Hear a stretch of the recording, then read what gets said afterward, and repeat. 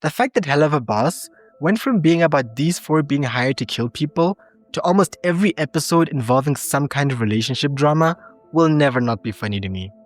But I am grateful because it gave us Fizzmodeus, a couple that, on paper, just seemed like a carbon copy of Stolitz, with there being a high-ranking demon that falls in love with a lower-class one.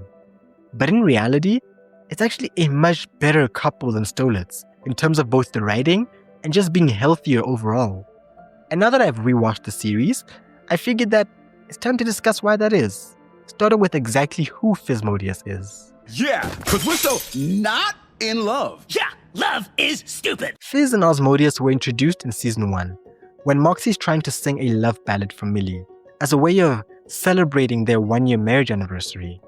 They try to get him to swap out all that monogamous shit for something a bit more lustful. But they just get ignored and the two lovebirds continue to enjoy their evening. Honestly, if we exclude the song, their introduction didn't really leave much of an impression. There were bigger fish to fry that night. The one thing that was kind of off was how these two were looking down on Moxie for all this lovey-dovey behavior, but then proceeded to engage in some of their own lovey-dovey behavior just a few minutes later. But otherwise, there really wasn't much going on here. Where we really get to explore them and understand how their relationship functions is halfway through Season 2, in the episode Oops. Really? Just go with it. I love the opening scene of this episode. It's able to do so much so quickly. Fizz wakes Oz up, he complains about the noise, and Fizz gets into telling him what his schedule for the day looks like. The two joke around about squeezing things in and how bad Fizzarali is at cooking before they move on to the kitchen. This moment just has an atmosphere of normalcy to it, as if there's nothing special about it. And if we were to watch a spin-off of their lives, this is how 90% of the episodes would start.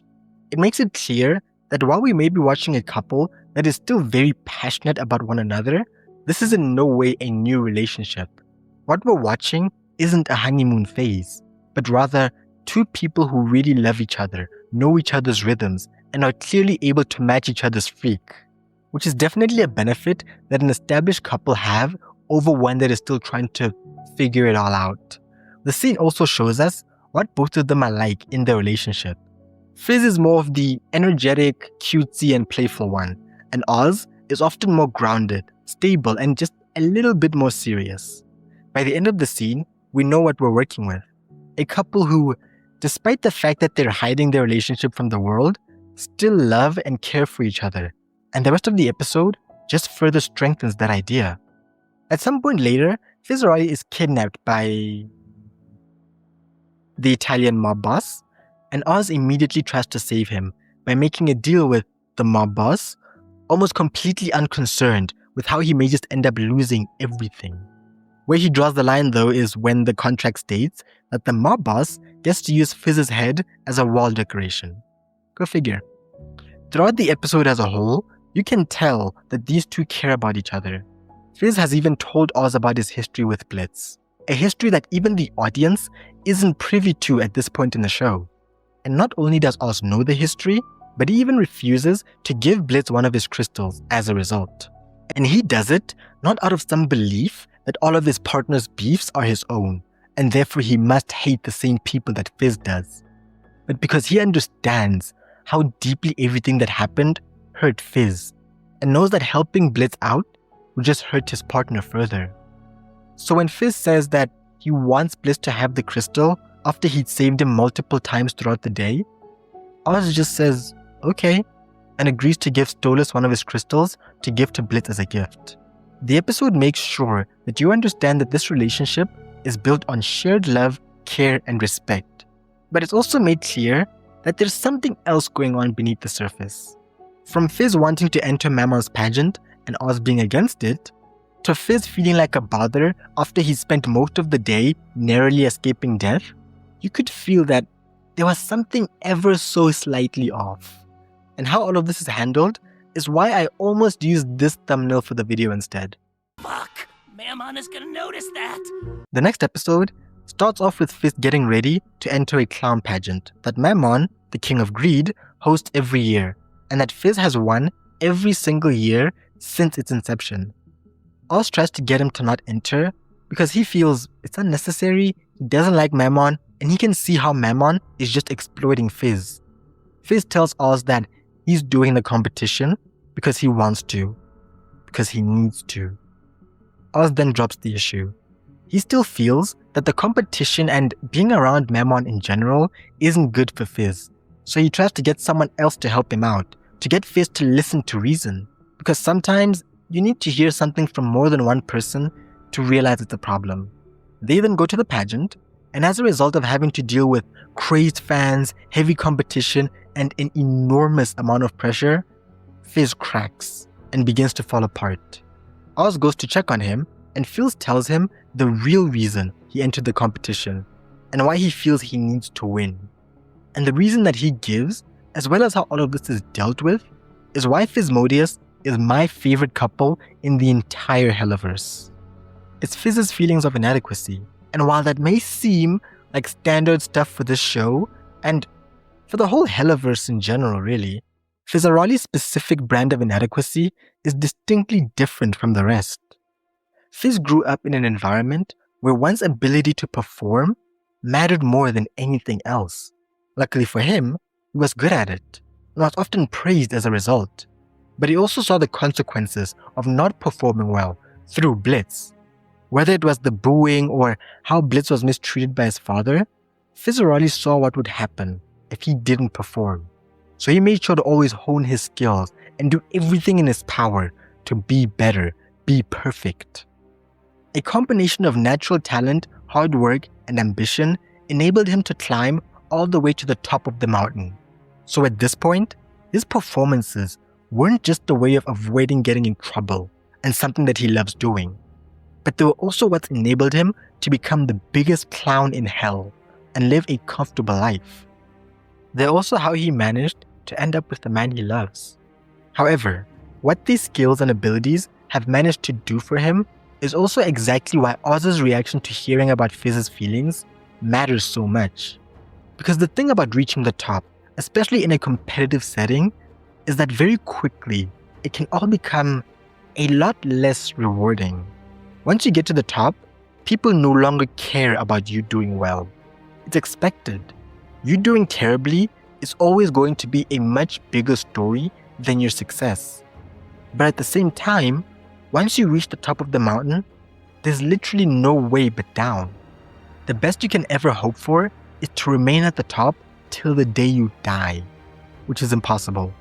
So you just end up with this fear of losing such a big part of your identity, while also being aware that you will eventually lose it, which is how people end up putting themselves through hell trying to maintain that high level of performance. And when those talents and abilities have transformed your life as much as they have Fizz's life, you can reach a point where you're afraid that when you stop performing, you will lose everything around you as a result. It's definitely an irrational fear, but a fear nonetheless. Fizz doesn't want to bother Oz. He's afraid of causing too much trouble for him and is desperate to enter and win the competition because he still sees himself as that kid from the circus who would have done anything for his big break. The competition and Mammon is why he now gets to live so comfortably, why he now has thousands of adoring fans, and why he has Fizzmodeus in his life. So now he's afraid that once he stops performing, he'll lose it all. I mean, why would the king of lust even look in the direction of a low-class imp with broken horns and burn scars if he weren't also a performer? But that's where Fizzmodeus reminds Fizz of why he loves him in the first place. His inventiveness, the fact that Fizz can walk into a room and come up with ideas that nobody else would have, his attitude, the energy and passion he brings to everything he does, his resilience, the fact that no matter what life throws at him, he keeps getting back up. He tells Fizz that Mammon didn't create him. He simply made sure to profit off of what Fizz was always going to be, and that he loves him, whether he wins the stupid clown pageant or not. Oz reassures Fizz and reminds him that there is so much more to him than just being Mammon's clown, and it is that more that he loves. What makes these two such a well-written, healthy couple is not the fact that they don't have issues, but that when they do have them, those issues feel natural and consistent with the characters. and the two of them are able to deal with those problems well. This writing is why I put these two above Moxie and Millie in the best healthy couple department. Because while I do love Eminem and probably should relate to them more because straight couple, gay couple, I've never been a fan of what the writers did to Moxie during the Happy Campers episode. They made him jealous of his wife just as a way of creating drama, even though earlier in the show, he explicitly says how much he loves his wife's strength and is in fact not jealous of her. With Fizzmodeus, we instead have a natural insecurity that makes sense for the character, what they've gone through, and where they are now. The couple deals with it through mutual honesty, trust, and respect, instead of saying that one person is wrong and the other is right. Oz didn't understand Fizzaroli's desire to win the competition, and told him as much. When Fizz made it clear that he wants to do the competition and will be entering, Oz made sure that Fizz understood that he doesn't like the idea, but still respected his agency and supported his partner anyway. And when he was finally told what was going on, he comforted and reassured his partner. These two deal with issues not because the plot demands it, but because people change, grow, and go through stuff over time. Any issues that arise are just a natural result of being in a relationship with someone, and those issues are dealt with in a mature, respectful, and understanding way. Which is what makes Fizzmodeus the best couple in this show, and why, despite the fact that both of them involve an upper-class demon falling in love with the lower-class imp, Fizz x Osmodeus is leagues ahead of Stolitz. Good night, Blitz. Night. One of the most annoying things about Stolitz as a couple is how conflict between the two of them is handled. There's always some form of misunderstanding, miscommunication, or misinterpretation of events, which is totally fine in itself, given what we know about the two characters and how they behave, in that Stolitz has a tendency of pussyfooting around what he actually wants to say, and both of them have a tendency of jumping to conclusions, as well as only really considering things from their own perspective, without much consideration for the perspectives of the people around them. These two not having communication issues would just be ridiculous. But the way the show portrays this conflict and frames their arguments is what really makes them so annoying to watch. I discussed this problem at length in another video I made, so be sure to check it out after this one. But essentially, the problem is that despite the fact that their relationship was transactional from the onset, the show tries to make it seem as if they were dating and that they broke up halfway through season 2. Despite the fact that there were numerous issues in their relationship, like Stolitz's view and treatment towards imps, the show only addresses the power imbalance, the least challenging of all their issues, before deciding to slap them together. And despite the fact that Stolitz had all the power in their relationship and had no trouble using that power to suit his own ends, the show still tries to portray him as the fucking victim when his confession to Blitz blows up in his face. Again, watch the video if you want to know more about the bigger issues plaguing this god-awful couple. Right now, I want to focus on 3 smaller aspects of these two relationships that make Fizzmodeus the better pairing of the two. When Fizzmodeus are on screen, you can sense the amount of trust and respect that the two of them have for each other. One of my favorite moments is when Fizzaroli, a character who has a very bad history with fire, is able to just stand there completely unbothered while surrounded by Osmodeus' flames. They trust each other implicitly, and even though they don't always agree on things, they have respect for one another, instead of seeing the other's thoughts and feelings as something to be brushed off or ignored. Oz can tell that Fizz isn't okay and is actively hurting himself by trying to be perfect for Mammon, but he still chooses to respect Fizzaroli's decision to enter the pageant, even though he wholeheartedly believes that he is right by saying that Fizz should quit being Mammon's product. Blitz and Stolitz, on the other hand, have a very different approach to trust and respect. Stolitz spends most of season 1 ignoring Blitz's feelings on everything, from his boundaries to how Stolitz infantilizes him, even though Blitz repeatedly says over multiple episodes that he doesn't like it. And I think there's no better example to illustrate the difference in respect than in the various pet names that the two couples use for each other. Now I know this might seem kind of silly to some of you, but stay with me because it is actually a very important point. Throughout season 1, Stolitz calls Blitz Blitzy, a name that Blitz hates and has repeatedly said that he hates. He never explicitly says why he hates it, but if I had to venture a guess, I'd say it's because he feels infantilized and finds the phrase degrading, especially because Stolas is an upper-class demon and Blitz is an imp. Bottom line, he hates being called Blitzy. Fizzmodeus, on the other hand, uses the terms fizzy and froggy to refer to Fizz, which you could easily argue is more insulting and degrading to imps and imp kind. But context matters. If I called my girlfriend sweetheart, she'd think it's cute. If I say that same phrase to a girl I meet on the street, she'd think it's misogynistic. The other person's feelings are what matter most here. Fizz loves it. He even says ribbit once, when Oz refers to him as Froggy.